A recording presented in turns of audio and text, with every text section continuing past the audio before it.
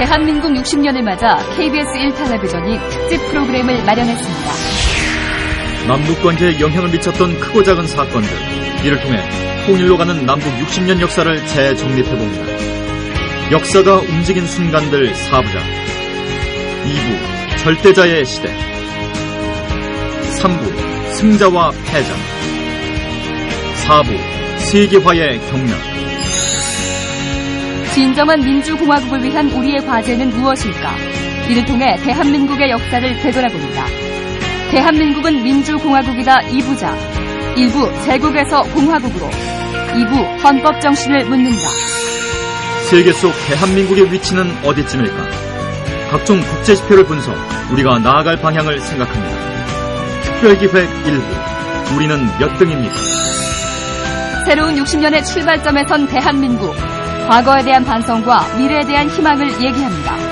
특별기획 2부, 대한민국 내일을 묻다. 대한민국을 위한 화합과 감동의 합창, 조수미, 양희은, 김건모, 이효리와 함께합니다. 특별기획 3부, 경축음악회.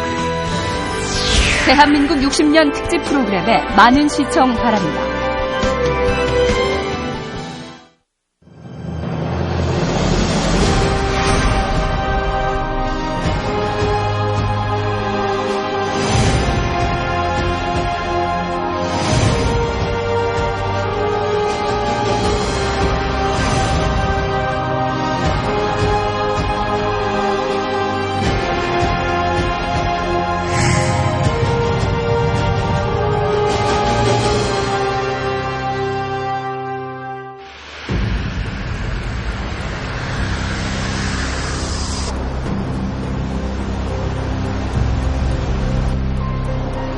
세계 지도 위에 새로운 선긋기가 시작됐다.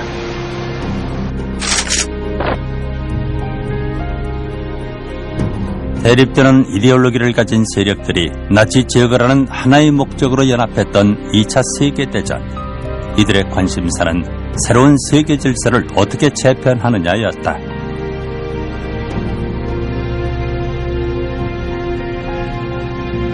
유럽의 새로운 강자로 부상한 스탈린은 얄타 회담에서 독일의 분할 점령과 동유럽에 대한 실질적인 지배를 보장받았다. Stalin, who was constantly pressing the United States to enter the war and always complaining that the United States didn't do enough while Soviet Russia was fighting, needed to have some reassurance.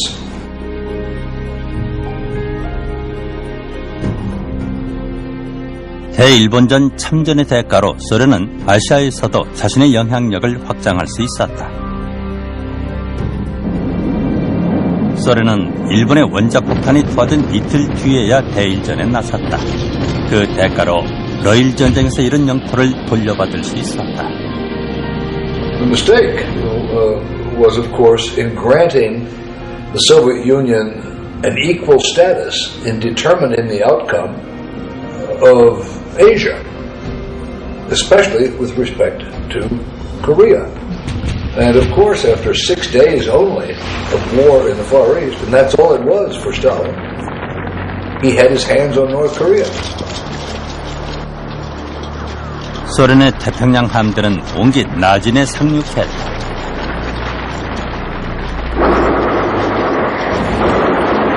한반도에 들어선 소련군은 별다른 저항 없이 빠르게 남하했다. 함흥 개성을 거쳐 평양을 점령하는 데에는 13일밖에 걸리지 않았다. 도착 성명을 통해 소련은 해방군임을 강조했고 주민들은 열렬히 환영했다. 소련군의 신속한 점령은 한반도 북부의 운명을 결정지었다. 그로부터 한 달 뒤 미군이 인천항에 상륙했다. 북위 38도선을 경계로 한 미소 양군의 한반도 분할 점령 발표 직후였다. 모든 환영 행사는 금지됐다. 미군은 통제된 상황을 원했다. 1945년 9월 9일 일장기 대신 성조기가 개양됐다. 이로써 38선 이남에선 미 군정이 시작됐다. Wrongly assumed that Stalin would cooperate with us, that Stalin would join in creating a United Nations that would genuinely work for peace, that Stalin would cooperate in the post-war reconstruction.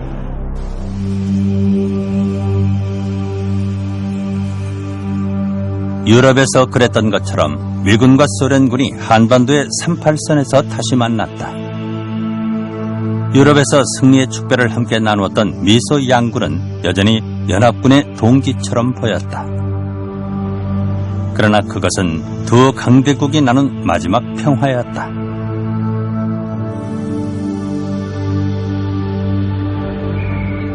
일본으로부터의 해방이 곧 독립국가의 건설을 의미하는 것은 아니었다. 국내외에서 활동했던 정치 지도자들이 군중들 앞에 모습을 드러냈다. 이승만은 가장 명망 있는 독립운동가 중에 한 명이었다. 한마음 한뜻으로 우리 조선의 완전 무결한 독립을 자청하는 것이 나의 제일 원하는 것입니다. 지금 우리의 기회는 전무한 기회여 또 구무할 것입니다. 마지막까지 임시정부를 이끌었던 김구도 돌아왔다. 이들은 일본의 지배로부터 벗어나는 데에는 뜻을 같이 했지만 새로운 국가의 모습에 대해서는 저마다 생각이 달랐다.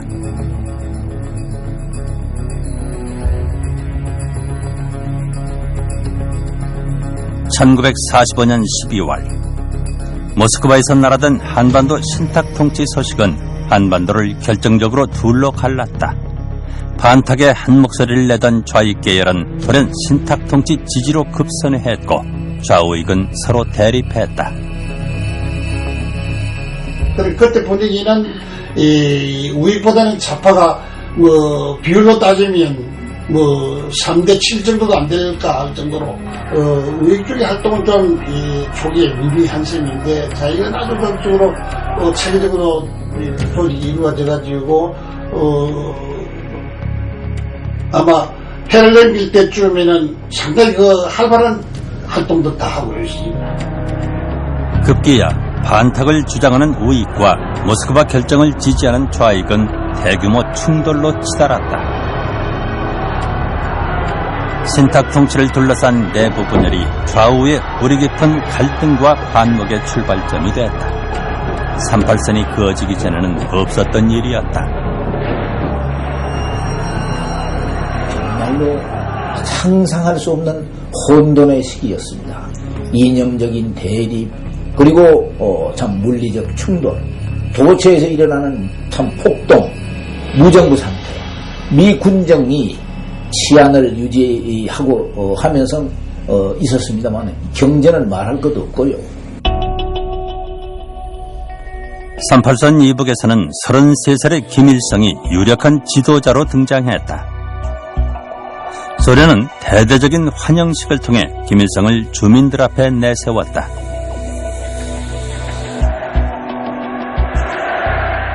The Soviets were looking for a leftist politician who would be sensible, popular, reliable. Kim Il-sung was a very good choice. He was young, charismatic. His name was relatively well known inside Korea after Pochonbo operation of 1937. He spoke reasonable Russian, and he spent a lot of time in the Soviet army, so he was seen as a reliable person.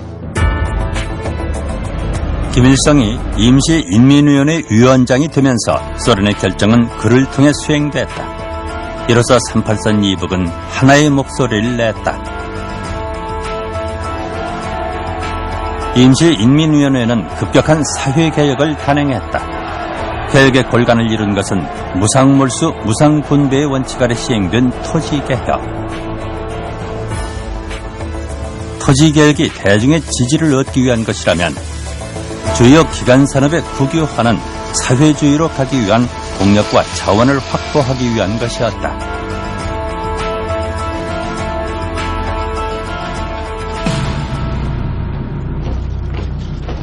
소련은 그 세력을 점차 확장해 나갔다.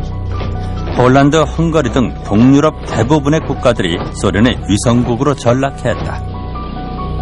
서유럽 국가들도 공산화 위협에 놓여졌다.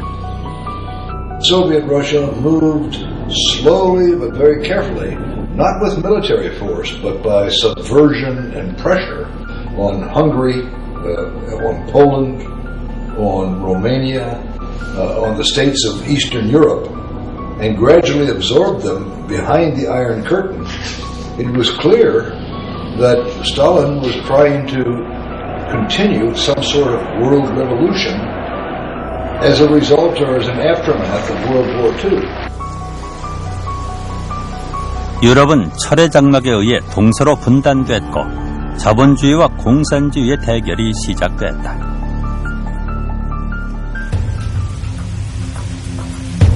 1947년 3월 트루먼은 전 세계적으로 소련을 봉쇄하는 독트린을 발표했다. 냉전은 이렇게 시작됐다. Basically, the Truman Doctrine said, hands off. Hands off. You're not going to take down these governments. 미소 대결의 찬바람은 한반도에도 불어왔다. 통일정부 수립을 논의하던 미소 공동위원회는 1년여 만에 완전히 결렬됐다.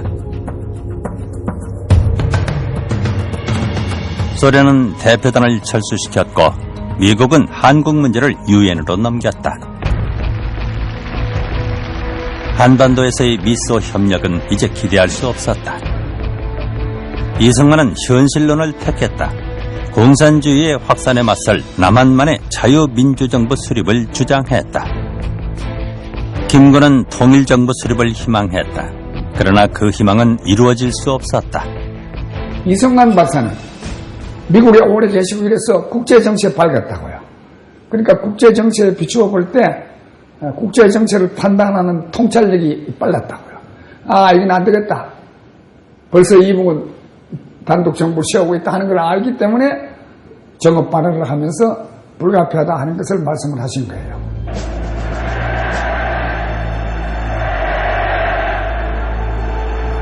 (383) 이북에선 정부 수립 작업이 빠르게 진행되고 있었다.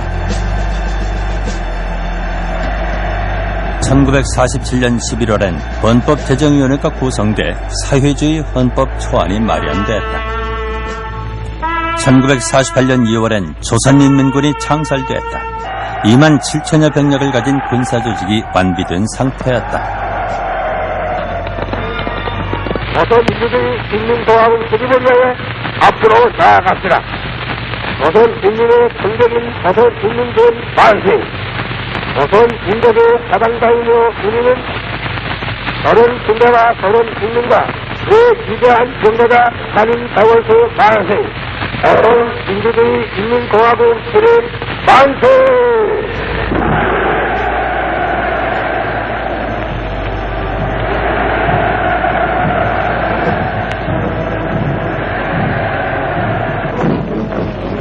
김일성을 중심으로 한 383 이북의 새로운 지배체제는 모든 준비가 끝나가고 있었다. 유엔은 남북한 총선거 실시를 결정했다. 그러나 유엔 한국임시위원단의 입국은 거부당했다. 한반도에 통일정부를 세우기 위한 방안을 모색했지만 그들이 현실적으로 할 수 있는 일은 없었다. 1948년 5월 10일 383 이남에서 재헌국회를 구성하기 위한 총선거가 실시됐다. 초대 국회의원을 뽑는 이 투표는 역사상 처음으로 이루어진 민주적인 절차였다. 전국 198개 선거구에서 진행된 이날의 투표율은 95.5%. 사람들은 투표 방법을 몰라 당황하기도 했지만 자신의 투표 행위로 자신들의 국가를 만든다는 최초의 참여의식을 경험하고 있었다.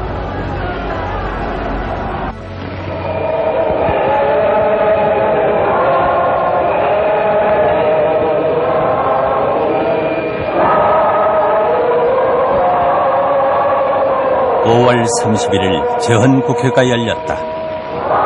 의장에는 이승만이 선출됐고 대통령 중심제가 채택됐다. 이 국회는 전 민족을 대표한 국회이며 이 국회에서 탄생하는 정부는 민정부 완전한 한국 전체를 대표한 중앙정부임을 이에 또한 공고하는 바입니다.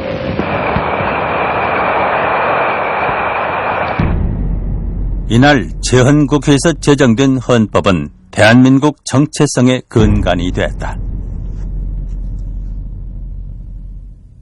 재헌헌법은 자유민주 정신, 그리고 주권 재민의 사상, 그리고 홍익 인간의 건국 이념이 기초가 돼서 만든 것으로서 우리나라의 정통성은 지금 말씀드린 바와 같이 자유민주, 그리고 주권은 국민으로부터 나온다 하는 주권 재민의 사상, 이것이 바로 우리나라의 정통성입니다.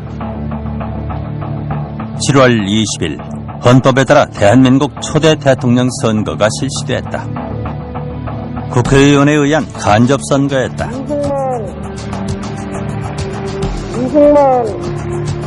180표를 얻은 이승만이 대한민국 초대 대통령에 선출됐다. 이로써 대한민국 정부 수립을 위한 모든 준비가 마무리됐다. 1948년 8월 15일 중앙청 광장은 이른 아침부터 모이던 사람들로 가득 찼다. 해방이 된 날로부터 꼭 3년이 지난 이날 정부 수립 선포식이 거행됐다. 8월 15일 오늘 거항하는 인식은 우리의 사방을 기념하는 동시에 우리들이 서로 탄광한 것을 겸하여 결축합니다. 이날의 동양의 한 국가적인 대한민주정부가 국내에서 40여년을 두고 사람들의 꿈꾸는 희망적으로 투쟁하여 있다가 이에 나타나는 것입니다. 대한민국 정부가 새로운 시작을 알렸다.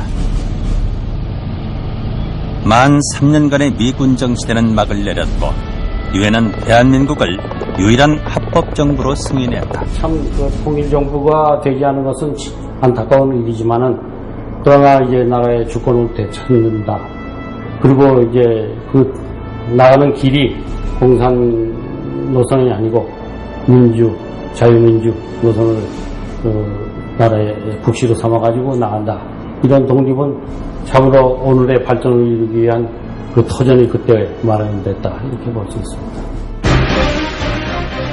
38선 이북에는 인공기가 개양됐다. 이미 모든 통치 체제를 갖추고